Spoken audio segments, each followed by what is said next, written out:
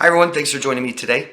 Today I'm going to talk about borderline personality disorder. I'm going to talk about people that have it, but I'm going to kind of put them into two different groups, and I'm not trying to label anyone. Um, I'm trying to help you watching this video that may have had someone in your life with this disorder or have someone with it now. Hopefully to help you just identify some behaviors so that you know that maybe they're toxic, unhealthy, wrong. It's not you that's causing them to be like this. So I've been coaching people for many years, and I've helped a ton of victims. People who've been victimized from other people, and very common people who have borderline personality disorder. I'm not saying everyone with the disorder abuses anyone. I hear of only stories of borderlines abusing people. That's all I hear.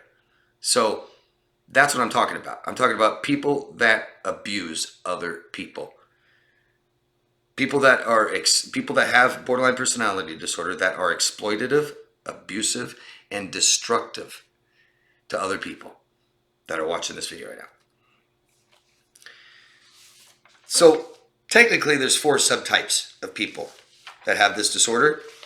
They're labeled by impulsive, discouraged, which is quiet, self-destructive, and petulant. The problem with this is you can't really put people with this disorder in a single subtype.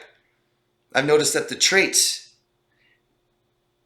someone that's impulsive could very much have traits that are self-destructive. People that are discouraged could have traits that are petulant and all across the board. It's just too confusing.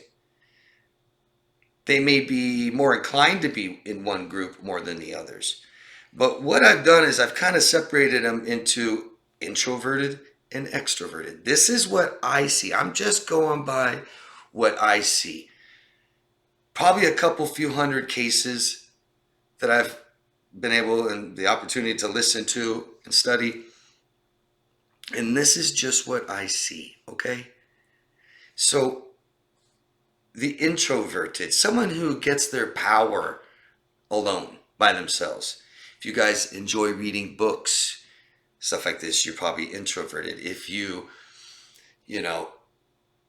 go on a road trip and part of the fun of the road trip is the drive, you're probably an introvert. If not these things, you're probably an extrovert. Most of you guys have been victimized of a pattern in these relationships are introverted. And some of you think that you're an extrovert or an ambivert. So I would put the discouraged and petulant in the introverted group and the impulsive and self-destructive in the extroverted group. I would also say that the introverted borderlines tend to be mostly female, while I'll say that the male borderlines tend to be more extroverted. I'm not saying that more women are I'm not saying that the extroverted borderlines are mostly males, because I think mostly women have this disorder. So it's a mix, an even mix maybe, but males tend to be more of the extroverted borderline, whereas the females tend to be more introverted. So when I say introverted borderlines, one of the biggest differences between the two is, one, the introverted tends to live at home more, tends to live with family and parents or somebody else like that, kind of like a rock stable home. Not that it's stable, but they'll stay there. They tend to live off their parents and their family, maybe be controlled by their family and parents, or they completely control their family and parents, but they tend to be the ones that stay at home more. Where the extroverted tend to go from home to home to home. The female may bounce from one man's house to another. I mean, literally meet a man, move in with them right away, and then when it doesn't work out, they just go live with another man and live with another man and live with another, like that. And the male borderline can be like that too. The couch surfer. Really unstable homes. The introverted, I'll just say a few things first. The introverted tends to isolate more. They may be sweet more on the surface. They're more dependent and less self-reliant. big time. Where the extroverted may not be able to be alone. They may be charismatic, energetic, flirtatious, and way more impulsive and reckless and aggressive, while the introverted, passive and aggressive. So when we talk about financial exploitation, any relationship that's exploitative, like emotionally exploitative, abusive, and stuff like this, they say it's like 97, 98% financially exploitative, and it started that way first. So almost all these relationships are financially exploitative in some way. But it's different. It's different. The introverted, the quiet stay-at-home, you'll spend more money maybe caring for them in different ways. You may pay their rent, their bills, their doctor bills, buy them clothes, stuff like this, bail them out, kind of keep them living and all living daily, monthly costs, stuff like that. And that's their way of being parasitic. So borderlines can be extremely parasitic because they're so dependent and they lack so much self-reliance and they're so exploitative. And that's the only ones I'm talking about today, not you. And so the extroverted may have more compulsive spending and shopping, the partier, the maybe vacations, jewelry, clothes. You're paying for their mistakes they made, like tickets, fines, and they may be more prone to addictions. I'll get into that in a second. Right now, the introverted, their addictions they're less inclined to addictions, but it's more inclined to be medications. Dependent on medications, abusing medications. Where the extroverted, more inclined to addictions and harder drugs and alcohol, marijuana, gambling. Sex. And see, here's the thing. Like I could talk about sex and I can say, many borderlines have been molested in childhood, but I see both. It's not just the ones that stay at home or just the ones that are hypersexual, things like this. That's why I make these lists. I'm telling you, this is exactly what I see. And I'm not going by what I've read or learned or anything, any text. This is what I see exactly. Sex. The introverted, stay at home, quiet, is more inclined to withhold sex from you. Not have sex with you.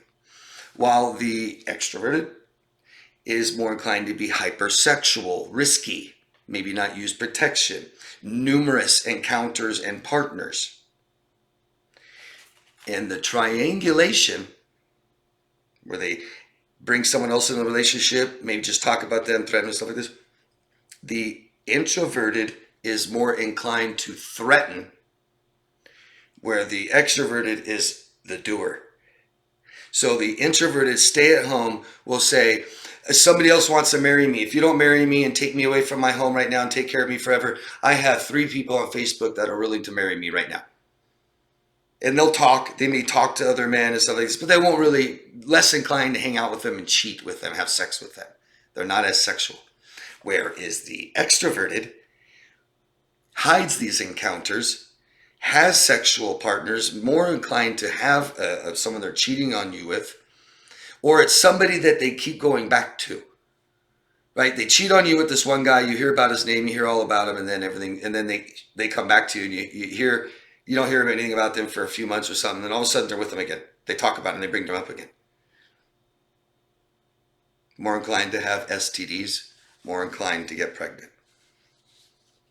But the triangulation, this person's having sex with them or is going to most likely to start dating them, someone else, stuff like this. This person just does it. Just does it for attention and is always a victim, and you're never giving them enough attention. You're never meeting my needs. This person just doesn't care. They just want more attention. They want more partners. They're hypersexual. They want to keep their options open. Maybe I'll move into your house next. False accusations, something people with borderline personality disorder love to do, but not all. Just most. Almost all. With false accusations, the introverted, quiet, stay at home, tends to be more paranoid, a higher fear of abandonment, of leaving me, not taking care of me. Where the extroverted was more likely to falsely accuse you, to revenge, to ruin your life, to bait you. And they may have a fear of abandonment. They may just be fear that you're cheating on them more than just leaving them forever. I just think higher degree of fear of abandonment in the introverted. But the introverted tends to be more delusional, meaning they'll believe their false accusations more, where the extroverted knows they're doing it just to damage you. It's about control. The extroverted is baiting you and trying to control you with the triangulation, the cheating, attacking and falsely accusing you. The introverted is trying to control you so you come back, don't leave them, take care of them. The introverted is more likely to blame theirself for everything, whereas the extroverted is more likely to blame everyone else. I'm sorry all the time. And just, whatever, it's your fault. You made me do it.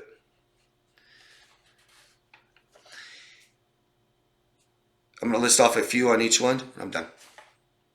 The introverted tends to be more delusional, suicidal, self-harm, cut themselves, more depressed, worry more, higher fear of abandonment, feelings of emptiness, don't know who I am, and stubborn and more rigid.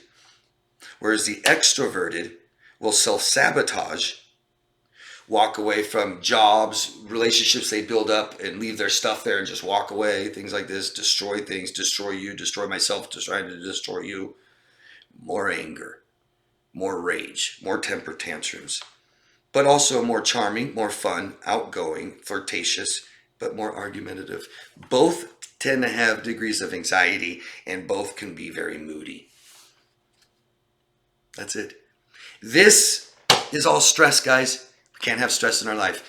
Has to be fixed, not accepted. Doesn't matter what their mental illness is. Mental illness doesn't abuse people and exploit people and use them. Mental illness doesn't do that. People do that.